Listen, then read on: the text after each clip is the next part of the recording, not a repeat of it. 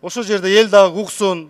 Жогорку кеңештин айрым депутаттары өкмөттү кескин сынга ала баштады. Күнү түнү мамлекеттин кызыкчылыгын ойлоп жүргөн мандат ээлери бул иретте премьер-министрдин отставкасын талап кылууга өтүштү. Что? Опять? Мен мына Иса Шишкуловка кайрылат элем. Коалициянын башчысына. Бул сиздердин өкмөтүңөр. Мына адам өлтүрүү болуп атат. Жоопкерчилик кайда? Мына Кадамжайда электе шахталарда өлүм болду. Жоопкерчилик кайда? Фальшивый паспорттар чыгып атат. Жоопкерчилик кайда? Бюджет толбой атат. Жоопкерчилик кайда? Көмүрдүн баасы жогорулуп атат. Жоопкерчилик кайда? Электроэнергиянын тарифин көтөрөбүз деп атат, өзгөртөбүз деп атат. Жоопкерчилик кайда? И бир толо мына маселелер абдан көп да бул жерде. Ошон үчүн урматтуу коллегалар, биз мына коалиция турган коллегаларсыңар. Бул өкмөттү өзүңөр коалицияда жиналып, карап, же отставкага кетиресиңер, же коалицияны башканы курайлык.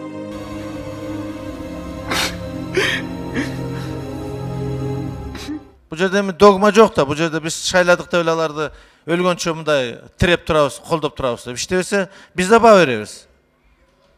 Биз да элдин душманы эмеспиз. Эгер арабаны тартпаса, сөз түрдө алмаштырыш керек. Чоң рахмат. Верно, славно потрудились, можно и хороший. Большие молодцы. Бүгін ошо парламенттен депутаттардан барган өкмөттө министрлер өздөрүнүн адамдары булар. Өздөрүнүн адамдарыны калп эле эл көзүнө шоу кылышып, элге баягы жасалма, баягы показуха сыяктуу көрүнүп атат. Эмне үчүн дегенде партиялар ошол баардык жооптуу иштерге өзүнүн партиясынан барышкан, ошо 5 фракциянын немесинен. Бүгүн өзүнүн чабылмыш болушуп атат. Бул ол эл эмне билбейт де, эл баарын көрүп турат. Карайлык, эгерде мыйзам жол берсе, эми аны эмете албайбыз да, тыюу сала албайбыз да. Өкмөт кимисиники экенин өздөрү жакшы билишет деңизчи. Бирок нааразычылык Туркияда өлтүрүлгөн Кытай жараны Байыркен Сайматиге байланыштуу болду.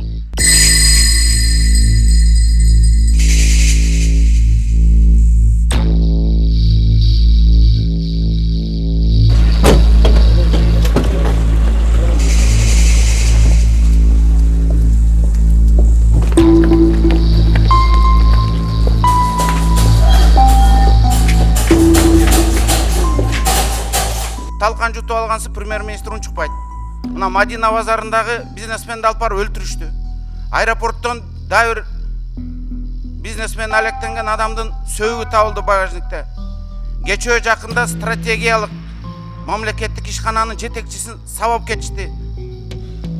Кыргыз көмүрдүн. Бул мамлекетке болгон кылмыштуулуктун вызову да.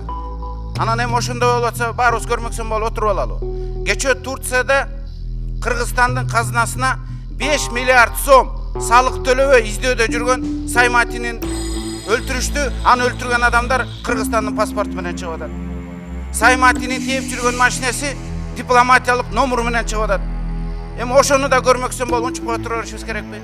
Премьер-министр да унчукпайт. Бул чипы да, Дастан Арсбеков. Бул чипы. Биздин издөөдө жүргөн адам дипломатиялык элчинин машинеси менен жүрсө. Же Батукаев ертең Россиядан элчинин машинеси менен жүрсө унчукпайбызбы?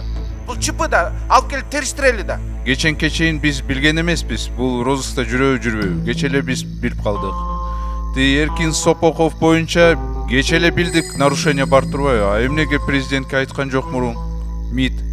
Же эртең укук коргоо органдарынын бардыгын чакырып, бир 2 саат болобу ошол жерге Кыргызстан ичиндеги коомдой аябай талкуу болуп аткан кылмыштуулуктар жөнүндө сүйлөшүп, жалпы эле тышкы ички коопсуздугу жөнүндө жана Кыргызстандын маалымат коопсуздугу жөнүндө дагы бир маселе көтөрүп, кеңири бир сүйлөшүп алсак.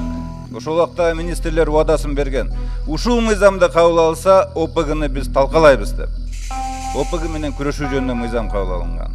Ошонун аткарылышын парламентке алып чыгайык деп төрага мезге бир нече жолу ушул жерден көтөрдүм. Ошону алып чыгып караш керек, ошол мыйзам эмне болду? Көмүлдүбү ошо менен? Же күрөш токтодубу? А вы все здесь молодцы. Булар бир жунглидеги эле баягы бир көрсөңөр керек ошо мультфильмде. Ошода сары иттер бар го, уюмдашкан бири-бирин дүмүн үзө турган. Şunday da bular bir-birini jebam koya berет bular. Bular ошого ылайыкташкан олигархтар, уурлар, криминалный топтордун бар топтолуп отурган жер ошол жерде. Ошол жерде эл билбейт дейт. Ошол жерде бардык отурат.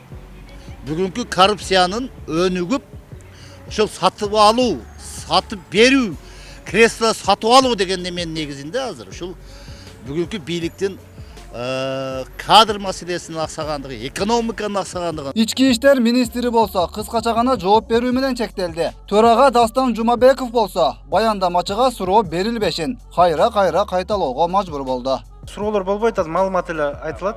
Анан бюджеттин кароого өтөбүз. Биздин ички иштер министрлигинде Туңсо мамлекеттик иши колду болуп өлтүрүлгөн Кытай Эл Республикасынын жараны Саймат Айыркен буга чейин 2017 жылы алдамчылык фактысы менен мурдагы кылмыш жаза кодексинин 166-беренесин алкагында 3.028.168 акс доллар турган товарды жана акчаны алдап, өзүнүн өнөктөшү Кытай Эл Республикасынын жаранынан алдап кеткендиги боюнча кылмыш иши козголуп, кылмыш ишинин алкагында Саймат Айыркенге эл аралык Интерпол аркылуу эл аралык издөөгө жарыяланган. Бүгүнкү күндө ал биздеги иш боюнча эл аралык жарыяларда болчу. Суроолор жок, бул боюнча маалымат эле угабыз дегенбиз. Жок, бул боюнча баяндама деп айтылган, суроо жок. Бирок жогорку кеңештин айрым депутаттарынын кайрадан активдүү иштей баштаганына коомчулуктун айрым бөлүгү таң калып жатса, айрымдары түшүнүү менен кабыл алышууда. Алдыда шайлоо турганын эске алганда, азыр катуу иштебегенде, анан качан?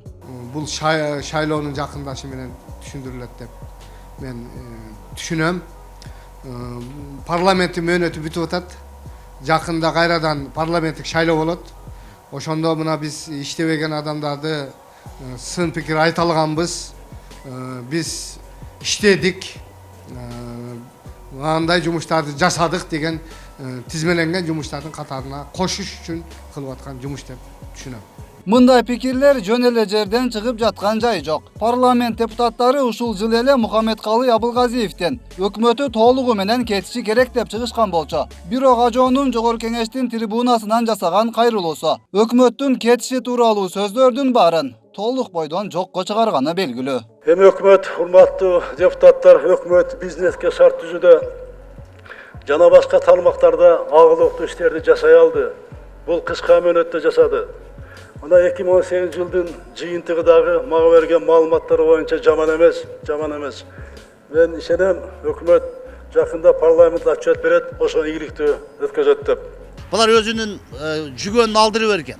Булар слабый, послушный, анан кошоматчы, өздөрүнү калп эле элге иштемиш болуп туруп, ошо президентке жагынуу менен жашаган. Бүгүн президентский бийлик, айтып коеюн. Президент бүгүн экономикага аралашып атат, кадрга аралашып атат, демек парламент бийлик жок бизде. Алар аралаш бийлик деп элди алдап атат. Алар эч нерсе чече албайт. Булар бул топко кой короо барга ал койлордой. Бияк айдаса, бияк айдалат, бияк айдаса, бияк айдалат. Ошо койдордун айырмасы жок булар. Что сказал?